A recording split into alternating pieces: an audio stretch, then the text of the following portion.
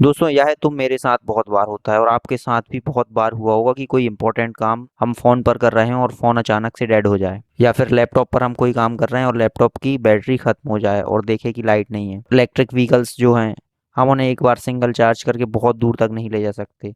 Drone भी कभी कभी उड़ते उड़ते गिर जाते हैं। ये सब क्यों होता है? बैटरी खत्म होने के कारण। अभी हम मोबाइल्स में, कार्स में, लैपटॉप्स में, ड्रोन्स में, जिस भी चीज़ में हम बैटरीज यूज़ कर रहे हैं, लगभग सारी बैटरी लिथियम आयन बैटरीज होती हैं। यह बैटरीज होती तो बहुत अच्छी हैं, लेकिन इन्हें बार बार चार्ज करने की प्रॉब्लम है। और एक बार चार्ज करने पर यह अकॉर्डिंग टू यूज़ कुछ घंटों से कुछ दिनों तक ही चल सकती हैं, उससे ज़्यादा नहीं चलती हैं।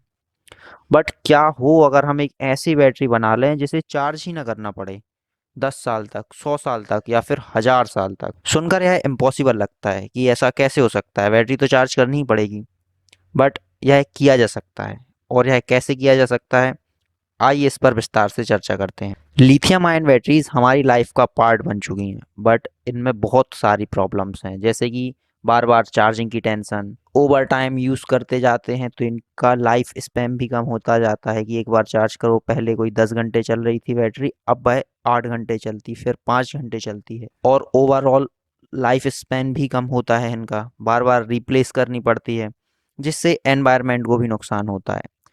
साइंटिस्ट्स ने सोचा क्यों ना न्यूक्लियर एनर्जी का यूज़ करके एक छोटी, सेफ और कई सालों तक चलने वाली बैटरी बनाई जाए। यह बैटरी है बीटा वोल्टाइक बैटरी। इसमें न्यूक्लियर पावर यूज़ की जाएगी, बट यह सेफ रहेगा। हम रेडिएशन से एक्सपोज नहीं होंगे, हमें रेडिएशन का शिकार नहीं होना पड़ेगा। दोस्तों इस बैटरी में कार्बन 14, जो कि एक रेडियो कार्बन कार्बन का आइसोटोप है, उसका यूज़ किया जाता है, जिससे सिर्फ बीटा रेज ही इमिट होती हैं। अब बीटा रेज क्या होती हैं? बीटा रेज इलेक्ट्रॉन की बीम होती है। इलेक्ट्रॉन जो फंडामेंटल पार्टिकल है, उसकी एक तरह से बीम जो किसी भी मटेरियल से निकलती है, हम उसे बीटा रे बोलते हैं, जो कि एल्यूमिनियम की फॉइल से भी हम रोक सकते हैं। मतलब एक पतली सी एल्यूमिनियम की शीट अगर हम उसके सामने कर दें तो वह रुक जाएगी, उसे उसके आर पार वह नहीं निकल सकती। हमें बीटा रेज से कोई खतरा नहीं है, उस रेडिएशन से हमें कोई प्रॉब्लम नहीं होगी, क्योंकि वह हमारे स्किन के अंदर भी नहीं जा सकते। यह कार्बन 14 न्यूक्लियर प्लांट का बाय प्रोडक्ट होता है, यह सस्ता भी है और इजीली अवेलेबल भी है। न्यूक्लियर प्लांट्स का बाय प्रोडक्ट होने का क्या मतलब है? बड़े बड़े न्यूक्लियर प्लांट्स हैं जिनमें न्यूक्लियर फिजन का यूज़ किया जाता है पावर जनरेट करने के लिए, mega electron volt power generate होती है, उनमें जो न्यूक्लियर बेस्ड मटेरियल निकलता है यह उसमें पाया जाता है, और इसका डिके भी बहुत स्लो होता है। यह हमारे लिए एक एडवांटेज है, क्योंकि हम इसकी हेल्प से ऐसी बैटरीज बना सकते हैं जो कई 100 सालों तक या कई 1000 सालों तक चल सकती। साथ ही यह बैटरी छोटी होगी, लाइट वेट होगी, जिससे यह डेली यूज़ के लिए बहुत ज़्यादा कन्वीनियंट है एंड सेफ रहेगी। नाउ यह काम कैसे करती है? जब बीटा रेज एक special diamond coated semiconductor material से टकराती हैं तो इलेक्ट्रॉन एवलांस क्रिएट होता है। इलेक्ट्रॉन एवलांस क्रिएट होने का क्या मतलब है कि एक तरह से इलेक्ट्रॉन की बाढ़ आ जाती है उस सेमीकंडक्टर में, और इलेक्ट्रॉन का फ्लो होने लगता है। एंड हम सभी जानते हैं कि flow of electron he electricity है, मतलब करंट है। इस फ्लो ऑफ इलेक्ट्रॉन की कंसिक्वेंटली हमें इलेक्ट्रिसिटी मिल जाती है। साइंटिस्ट्स ने इसकी इफिशियंसी को 0.48% से बढ़ाकर 2.86% तक कर दिया है, जो कि एक बड़ी जंप है।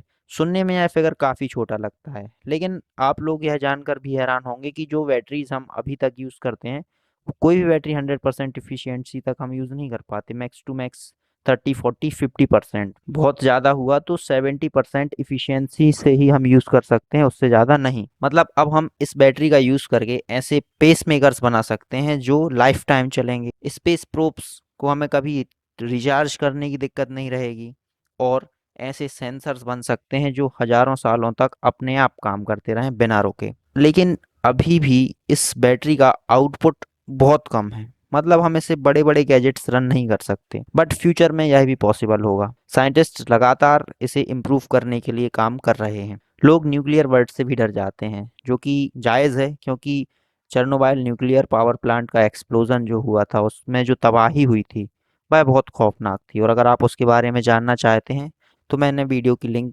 डिस्क्रिप्शन में डाल दी है, आप डिस्क्रिप्शन से वह वीडियो देख सकते हैं, या फिर चैनल विजिट करके आपको वह वीडियो मिल जाएगा। यह बैटरी बहुत अलग है। यह किसी न्यूक्लियर पावर प्लांट जितनी खतरनाक तो बिल्कुल भी नहीं है।